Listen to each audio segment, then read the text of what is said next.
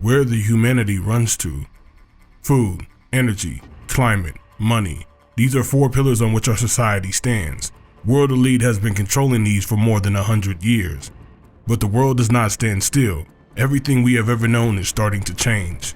Energy, communication, social, food, economics, money. It is time to wake up and see that we are being manipulated all these years.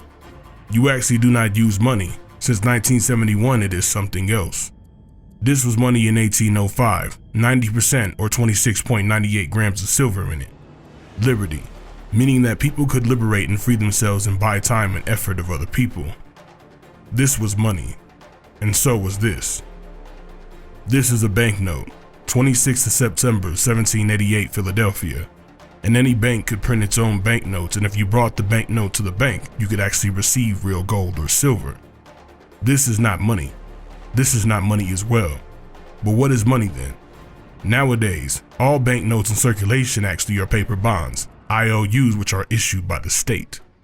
Federal Reserve FRS was created in 1913. The proportion of money printed to a gold reserve was changed to 10:6, and it had been true until 1944. Example, you own 6 ounces of gold, but you print money as if you have 10 ounces. In 1944, FRS pledged to maintain the 1/35 dollar to gold proportion, but on the 15th of August 1971, everything changed. On this day, President Richard M. Nixon announced that the US would no longer officially trade dollars for gold. Or was he forced to announce that? Now it's based on fiat money, which means that banks can print as much money as they want. This launched a process of endless inflation, and it only gets worse with every year. Since then, central banks controlled by a global power elite began printing money for countries and charging interest for that. And to pay for such interest, countries have to continuously issue bonds. It is going on for decades, and as you might guess, the amount of money increased but the purchasing power decreased greatly.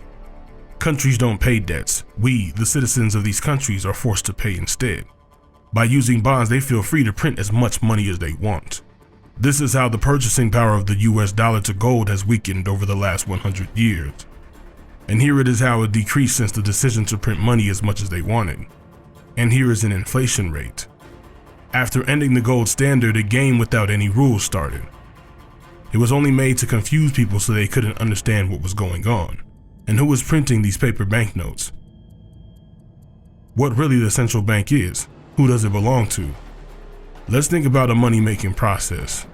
If the production price of a $100 bill, ink, paper, equipment, etc. is $1, who gets $99 of profit?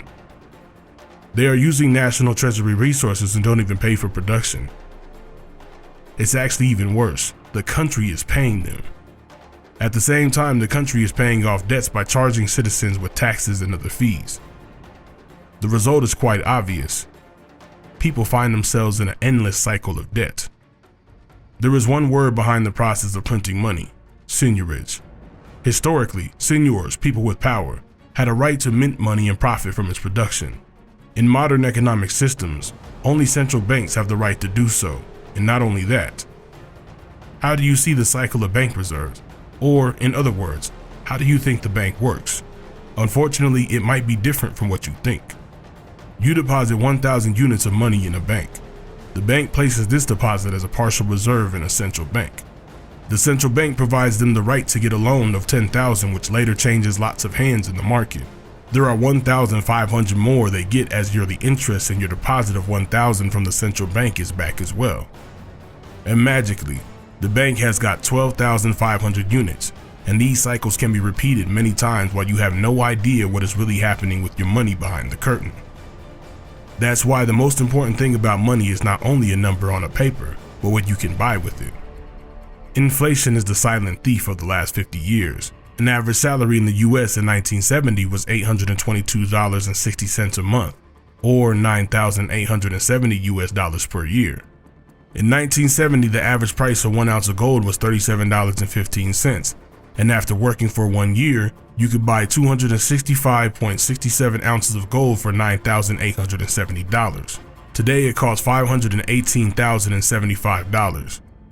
An average monthly salary in the USA in 2020 was $3,461.25. which are $41,535 a year. In 2020, 1 ounce of gold cost $1,519.50, which means that while working for one whole year, you can buy 27.33 ounces of gold for your $41,535. Any increase in the price of any currency is just fiction, and real purchasing power is just constantly going down, which is illustrated in the previous example. The global world elite is robbing with artificially created inflation. Paper money will sooner or later come back to its real value, which is zero, and disappear. Nobody has ever bought just a product or service. They have always bought solutions to their problems. All the world is switching from centralized finance to decentralized, which is much clearer and safe. DeFi could become the tool to deal with corruption and monopolies once and for all. It's a key to your financial freedom and independence. And it's only possible with blockchain technology. Now, when you know the truth, how well do you feel in the simulation made even before you were born? The answer is certainly outside the simulation. Change the tooth. Learn and earn.